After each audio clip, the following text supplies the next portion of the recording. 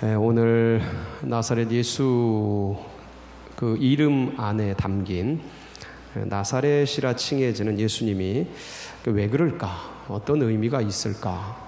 나사렛이란 동네에서 자라나서 나사렛 예수라고 불리우는 것 같은데 그런데 그 이면에는 좀 더 깊은 영적인 의미들이 담겨져 있습니다. 오늘은 그 부분을 이렇게 집중해서 함께 좀 같이 보도록 하겠습니다. 요셉이 꿈 얘기가 여기 구약에도 요셉이 꿈을 많이 꾸는데 신약에도 이 요셉이 예수님의 아버지죠. 요셉이 꿈을 많이 꿉니다. 그래서 꿈 얘기가 계속해서 나오는데 동방 박사들이 예수님을 아련하고 헤롯에게 가지 않고 꿈의 지시하심을 받아서 이제 바로 고국으로 돌아가게 되지요. 그리고 이제 이내 헤롯이 속은 줄 알고 그 지경에 있는 베들레헴 지경에 있는 2살 이하의 사내 아이들을 다 이제 죽이는 그런 명령을 내리게 됩니다. 근데 그 밤 또 놀랍게도 요셉에게 하나님께서 꿈에 지시하셔서 빨리 어디로 내려가라? 애굽으로 내려가라라고 이제 말씀을 하십니다. 그래서 애굽으로 피신을 해서 그리고 이제 그 아기 예수님이 없는 그 베들레헴에 아주 학살이 일어나게 되지요. 비참한 일이 일어납니다. 그래서 그 예레미야서에 예언한 대로 라마에서 슬피 우는 그런 일들, 그래서 라헬이 위로받기를 거절했다라는 그 내용의 학살이 이제 자행되게 되고 애굽으로 피신했던 이 예수님은 다시 이제 꿈에 지시하심을 받아서 이제 이스라엘로 올라가게 되는데 이스라엘로 올라가서 어디에서 살 것인가 이제 고민을 하다가 이제 올라가려고 그러는데 그 헤롯의 아들 아켈라오가 왕위를 분봉왕의 직위를 이어받게 되는데 이 사람 또한 굉장히 잔인한 사람이었습니다. 그래서 이스라엘 유대 땅으로 들어가려다가 거기를 피해서 어디로 올라갑니까? 저 갈릴리에 올라가는데 그 갈릴리 밑에 지역에 나사렛이라는 동네에 이제 다다르게 됩니다. 그러니까 그 요셉과 마리아가 원래 살던 곳이에요. 나사렛에서 살았었는데 베들레헴에 와서 이제 아기를 낳게 되죠.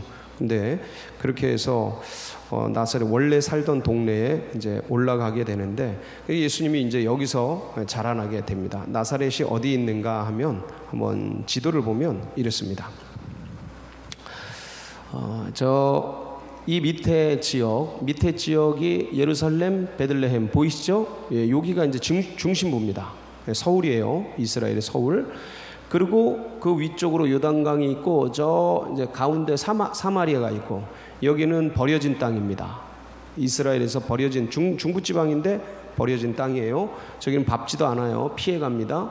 그리고 저 위에 이제 갈릴리 지역이라는 곳이 있는데 저기는 이제 열심당원들의 중심지이면서 이스라엘에서는 저 예수님 당시에는 그러니까 사마리아와 방불한 그런 버려진 땅이라 그래서 이방의 땅이라고 불리우는 지역이었습니다. 그러니까 이스라엘의 핵심 부위에서 너무나 멀리 떨어진 강원도 분들이 계실지 모르겠는데 하여간 서울에서 먼 그런 곳이에요. 한경도쯤 되는 우리 한반도에서 보면 저 한경도쯤 되는 그런 곳입니다. 그 중에 갈릴리 호수가 있었고 그 밑에 쪽으로 나사렛이 보이죠? 또 나사렛이라는 동네에서 원래 이제 요셉과 마리아가 거기서 살았기 때문에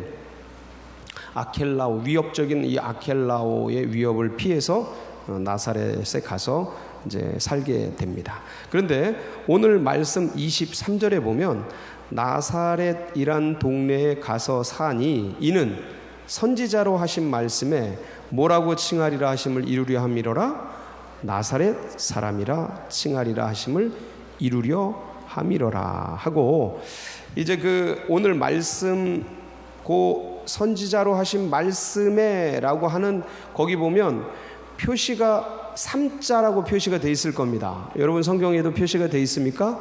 그 3자를 밑에서 찾아보면 그 선지자로 하신 말씀이 몇 장 몇 절이냐면 이사야 11장 1절입니다. 그래서 11장 1절을 한번 보시겠습니다. 보면 이새 줄기에서 한 싹이 나며 그 뿌리에서 한 가지가 나서 결실할 것이요. 자, 여기 나사렛 사람이라고 칭하리라고 하는 선지자의 말씀이 이거라는데 여기에 나사렛이라는 단어가 있습니까 없습니까? 예, 한글에는 전혀 찾지를 못하겠죠. 근데 이제 히브리어로 원문으로 보면 여기에 이제 그런 어떤 단서들이 있습니다. 성경을 보면 중의법을 쓸 경우가 굉장히 많아요. 중의법이라는 게 뭐냐면 한 단어나 문장을 통해서 거기에 여러 가지 의미를 집어넣는 거예요. 한 단어나 문장에 여러 가지 함축적 의미를 집어넣어서 어떤 이는 알아듣게 하고 어떤 이는 못 알아듣게 하는 그런 어떤 언어 전달 기법입니다. 이 중의법이라는 게. 예를 들어서 이런 거죠.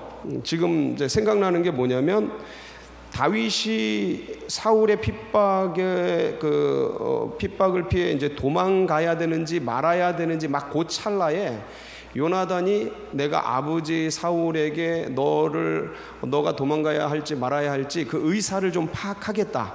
그래서 내가 이제 종과 함께 화살을 이렇게 쏠 때 너하고 나하고 다윗 나하고 약조를 하자.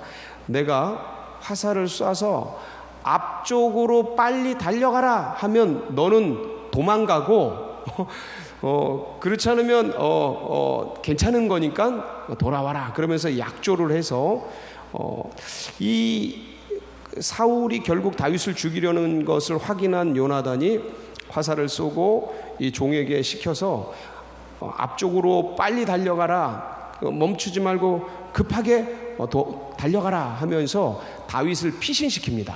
그러니까 그때 보면 종은 전혀 알아듣지를 못해요. 종은 전혀 알아듣지를 못하고 누구와 누구만 알아듣는 겁니까? 다윗하고 요나단만 알아듣는 거예요. 그 말을. 이런 중의법이라는 게 있는데 지금 이 나사렛이라는 단어가 뭐냐면 여기에 중의적인 의미가 들어가 있어요. 하나는 뭐냐면 동네 이름이에요. 나사렛이 그냥 단순히 예수님께서 자라난 동네라는 뜻입니다. 그래서 이 동네에서 자라나셨기 때문에 나사렛 사람이라고 칭해지는데 문제는 뭐냐면 선지자로 하신 말씀에 나사렛 사람이라 칭하리라 하는 이 내용이 이거라는 거예요. 이사야서 11장 1절. 그러니까 예수님이 나사렛이라는 동네에서 자라났기 때문에 나사렛 사람인 건 알겠는데 근데 지금 선지자가 말한 나사렛 사람이라는 칭호는 동네 얘기를 하는 게 아닌 거예요. 그럼 그게 뭐냐라는 거예요. 그러니까 지리적 의미가 아니고 영적인 의미인 거예요.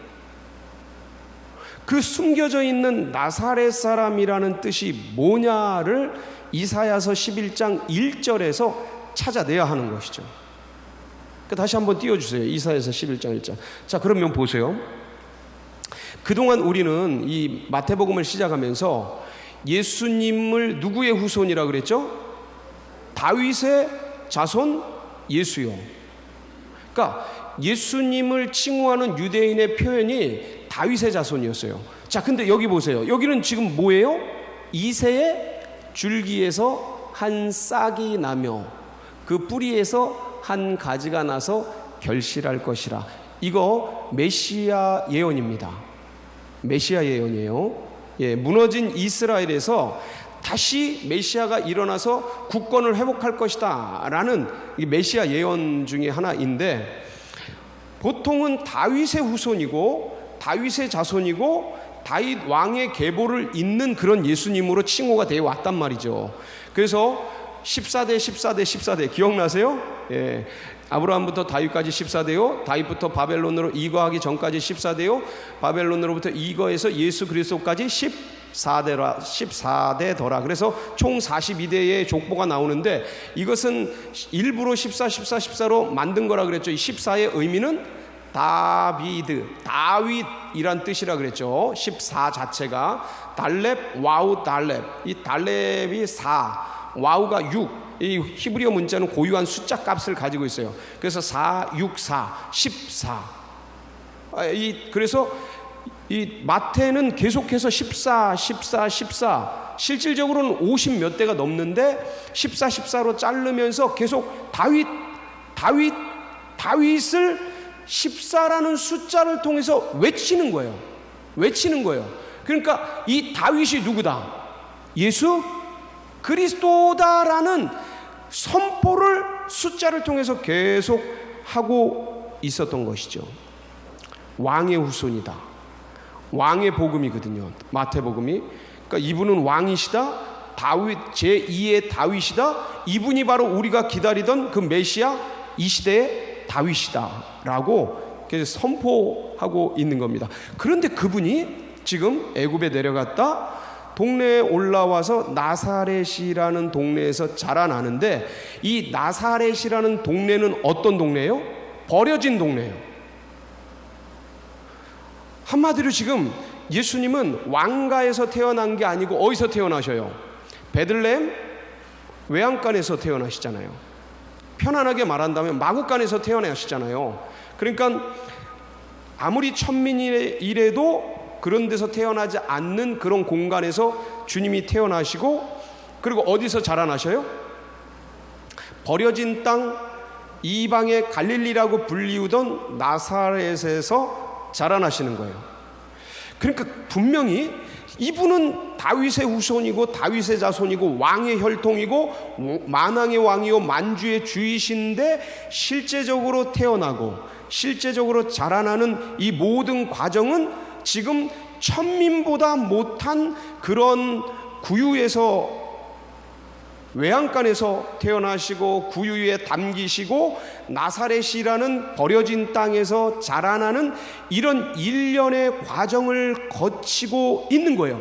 그러니까 사람들이 기다리던 그 메시아, 만왕의 왕, 만주의 주, 그리고 수많은 선지자들이 예언하던 이제 그분이 오면 모든 것이 해결될 것이고 모든 어둠이 떠나갈 것이고 모든 문제가 해결될 것이고 이제 이스라엘은 국권을 회복하고 모든 나라 중에 축복의 통로로 빛난 왕국으로 사용될 것이고, 그날 그분이 오시면 이 모든 것들이 무너진 기초가 회복되어지고 황폐한 땅들이 다시 일어나고, 그 다음에 사자굴에 손 놓고 뱀 독사굴에 손 놓고 사자와 어린 양이 춤을 추고 노래하고 막 그분이 오시면 정치적인 것이 회복되고 경제적인 것이 이 수탈이 회복되고, 그리하여서 제2의 그 다윗이 있었던 그 고대 중근동에 휩쓸었던 다윗처럼 그 제2의 다윗, 그분이 오시면 14 그분이 오시면 이제 이 로마의 식민지로부터 우리를 자유롭게 하고 정치적으로 경제적으로 모든 국권에서 우리를 회복하게 할 그분이 오신다. 그분은 다윗의 후손이다 라는 모든 선지자들의 대부분의 예언, 대부분의 기대, 그리고 백성들의 대부분의 소망과는 또 다르게, 전혀 다르게 또 다른 예언이 있으니, 대부분은 그런 예언이에요. 95% 그런 예언인데 전혀 다른 예언이 있으니 어떤 예언이에요? 이사야 53장. 이사야 53장 말씀 기억나세요? 예. 이사야 53장 말씀을 보면 어떻게 예언이 되냐면, 이분에 대한 모든 예언이, 그는 실로 우리의 질고를 지고 우리의 슬픔을 당하였거늘 우리는 생각하기를 그는 징벌을 받아 하나님께 맞으며 고난을 당한다 하였노라. 그가 찔림은 우리의 허물이요 그가 상함은 우리의 죄악. 그러니까 우리의 모든 질고와 슬픔과 아픔과 징벌을 지는 분으로 오시는 거예요. 전혀 다른 예언이에요. 전혀 다른 예언.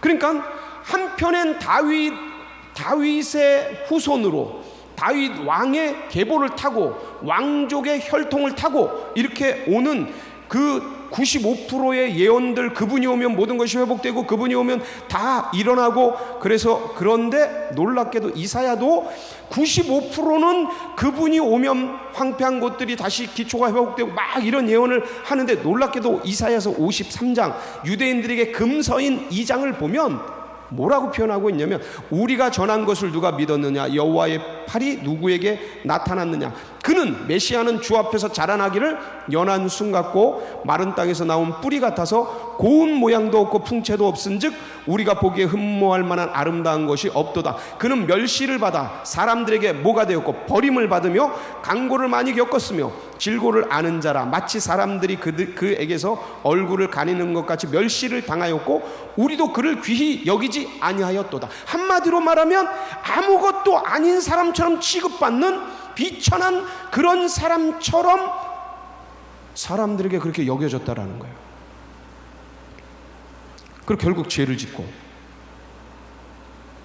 우리간에 끌려가는 말 없는 어린 양처럼 죽어가는, 도시작으로 끌려가는 어린 양 같은 그런 사람처럼, 그리고 많은 사람들이 형벌받아 마땅한 사람이다라고 생각하는 그러한 곳으로 끌려가는 고난받는 종으로서의 예언이 이렇게 한편에서는 거대한 메시아, 정치적 메시아, 회복된 메시아, 그분이 오면 모든 것이 다 일어날 것 같은 그런 거대한 예언의 흐름 밑바닥에 흘러가는 고난받는 종으로서의 사람들이 알지 못하는 그 예언이 한 귀퉁이에서 흘러가는데 그 예언의 흔적이 어디에 담겨 있냐면 대주류의 예언은 유대인들이 기다리던 다윗의 후손이었다면 밑바닥에 흘러가는 작은 이것은 나사렛 예수라는 거예요. 왜 나사렛 예수냐? 이사야서 11장 1절 보면 여기에 굉장히, 여러분, 이새의 줄기에서, 다윗의 줄기가 아니에요. 이새는 베들레헴의 가난한 촌부였습니다. 그러니까 양치기였어요. 이새 자체가. 그런 사람이에요. 이새가 별로 알려지지도 않은 그 이새의 줄기에서 뭐가 나요? 한 싹이 난다라는 거예요. 근데 저 줄기라는 뜻이 뭐냐? 저 줄기가 막게자으란 히브리어예요. 그러니까 나무가 있으면 옆에 이렇게 나는 줄기를 얘기하는 게 아니고 저 줄기는 막게자으라는 저 히브리어는 나무가 있으면 잘린 나머지 그 기둥이 잘린 나머지 그곳, 요걸 보통 뭐라 그래요? 구루터기라 그래요. 구루터기. 그러니까 저 히브리어 줄기라는 막게자의 본 뜻이 뭐냐면 나무가 있는데 잘린 그 구루터기, 버려진, 이미 잘려서 죽어버린, 살 소망이 없는 이 소리예요. 이미 끝난 이 소리예요. 그러니까 이새의 줄기, 그 구루터기, 끝난 그 줄기에서 뭐가 나고, 이사야서 11장 1절 계속 왔다 갔다 반복 좀 해주세요. 네, 줄기에서 뭐가 나요? 한 싹이 나. 그러니까 이새의 줄기, 그러니까 이새의 줄기, 이미 다 끝나버린 구루터기, 바벨론의 포로로 끌려가서 70년간 포로로 끌려가서 이미 끝난 왕가의 혈통, 이미 다 사라져버린 무슨 조선왕조 500년의 마지막 그 왕족이 다, 왕족이란 개념이 사라지고 그런 것처럼 이미 무너진 왕조, 사라진 왕조, 포로로 끌려간 그 왕조의 희미한 끝나버린 그 이새의 왕족의 구루터기에서 뭐가 다시 일어난다고요? 싹이 다시 일어난다라는 거예요. 한 싹이. 이게 근데 다시 반복되는데 자세히 보세요. 이새의 줄기에서 한 싹이 나면 다시 반복됩니다. 똑같은 얘기가. 그 뿌리, 그는 누구예요? 이새. 이새의 뿌리에서 뭐가 나요? 가지가 나. 한 가지. 저 한 가지가 뭐냐면 네체르예요. 네체르. 네체르. 이게 이제 어떻게 변이가 되냐면 저 가지라는 단어가 네체르예요. 근데 저 가지가 어디서 나요?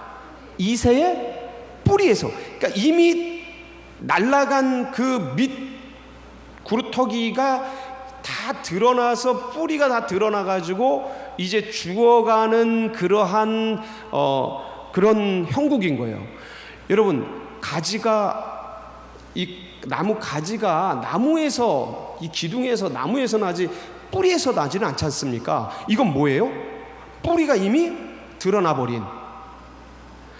그러니까 구루터기가 다 그냥 비바람에 뭐 이렇게 다 흙이 날아가고 해서 뿌리가 다 드러나가 버린 거예요. 그러니까 끝장난 마지막 남은 그 뿌리 속에서 가지가 이렇게 나오는데 이게 뭐예요? 무너진 이스라엘의 왕국의 모습이에요. 그러니까 다 끝장나버린 희망이 없는 불가능한, 회복 불가능한 나라. 그러니까 다윗의 자손이요, 이거는 그 무궁한 다윗 왕국의 찬란한 역사와 엄청난 것들을 회복시킬 백마탄 왕자라면 이새의 뿌리에서 일어나는 한 가지는 아무것도 없는 철저히 무너진 그 소망 없는 그 어둠의 속에서 한 가지 피어나는 그 어떤 한 줄기. 이 가지가 뭐냐면 네체르예요. 네체르. 그러니까 이거는 한마디로 말하면 어둠 속에서 한 줄기 피어나는 빛, 절대 절망이라는 어둠, 이미 끝나버린 구루터기, 그리고 소망이 없는 드러난 뿌리, 이라고 칭해지는 이새의 뿌리, 이새의 그 줄기, 구루터기에서 싹이 나고 가지, 네체르가 일어나는데, 이 네체르라고 불리우는 분이 누구예요? 예수라는 뜻이에요. 네체르가 나사렛으로 바뀌는 거예요. 어음 변화가. 그러니까 이 가지를 네체르 나사렛이라고 칭하리라. 그러니까 나사렛 예수는 한마디로 말하면 불가능한 이미 죽어버린 줄기, 그 뿌리에서 다시 일어난 싹이요 가지인 분이란 뜻인 거예요. 그러고 보면 주님은 이미 다 끝나버린 이스라엘의 왕국, 유다 왕국, 바벨론에 의해서 다 부셔지고 로마에 의해서 다 깨어진 그러한 나라. 한마디로 말하면 더 이상 이게 이제 영적으로 우리에게 이제 영적으로 전환시켜 보면 이미 불가능해서 아담의 허리에서 다 죽어버린 인류. 죄의 삭은 사망이라. 이 죄의 삭스로 이미 사망에 누워서 아담의 허리에서 다 죽어버려 희망이 없는, 이미 끝나버린 불가능한 그런 인류의 상태 속에서 가지를 뻗어 다시 일어나 나무가 되어지고 하늘의 미랄처럼 엄청난 역사를 일으키는 그 분 예수 그리스도. 이미 죽어있는 우리의 이방인의 풍속으로 젖어버린 절대 절망의 우리 영혼 속에 들어오셔서 가지를 내어서 새로운 역사를 일으키는 나사렛 예수 그리스도, 그분. 이 버려진 한반도, 조선 말기 구한말 아무런 희망이 없는 이 땅, 500년 왕조의 피비린내나는 그 가난과 고통 속에 던져져 버린 백성들, 아무것도 모르는 그 유교의 압박과 불교의 그 천년 압박과 여러가지 샤머니즘과 토테니즘과 애니미즘 속에 그것이 전부인 줄 알고 살아가던, 그리고 그렇게 죽을 인생들 조선 말기 가운데 네체르 가지, 거기서 뻗어 올라온 그리스도 예수, 그 가지가 온 세계를 덮어버리고 이 나라 민족을 덮어버리고 우리 영혼을 덮어서 다시 구원의 방주 가운데, 그 아름다운 그늘 가운데 자라나게 하신 나사렛 예수 그리스도. 그분이 누구예요? 우리의 주님이신 거예요. 그러니까 다윗의 자손 예수이시면서 동시에 나사렛 예수라고 칭함받는, 그러니까 그분은 왕이시며 동시에 죄의 종으로 오신, 그러니까 만왕의 왕이신 그분이신데, 분명히 그분이신데 죄의 종으로 죽기까지 순종하여 십자가를 지시고 그렇게 돌아가시는 기가 막힌 고난받는 종의 모습의 이미지를 어디다 넣으신 거예요? 나사렛 예수라 칭함을 받으리라. 그러니까 수많은 사람들이 다윗의 자손 예수를 그릴 때 주님은 나사렛에서 자라나신 거예요. 그러니까 수많은 사람이 다윗의 자손 예수를 환호할 때 그분은 이 다윗의 자손 왕으로서의 그 사역은 죽음으로 이루어 가신 거예요. 많은 사람들이 백마탄 왕자 다윗의 자손을 연호하며 호산나 다윗의 자손이요 그러면서 찬양할 그때 그분은 나귀를 타고 걸어 들어가는 나사렛 예수로 골고다를 향해 가신 거예요.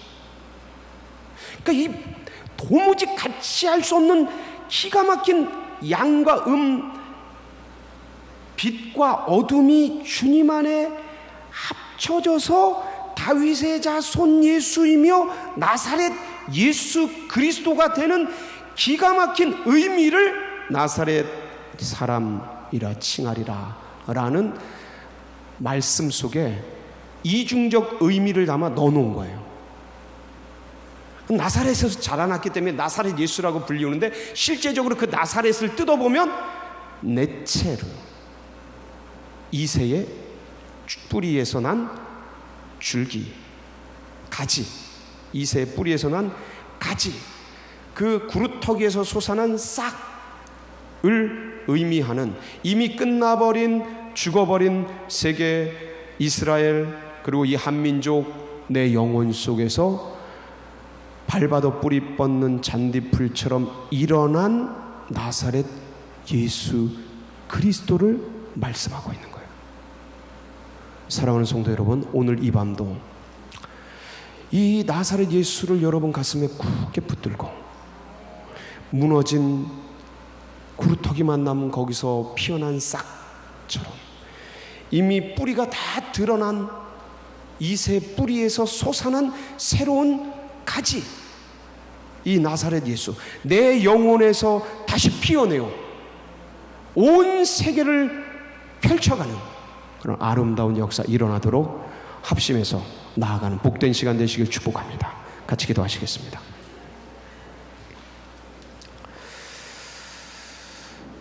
예, 감사하죠. 감사해요.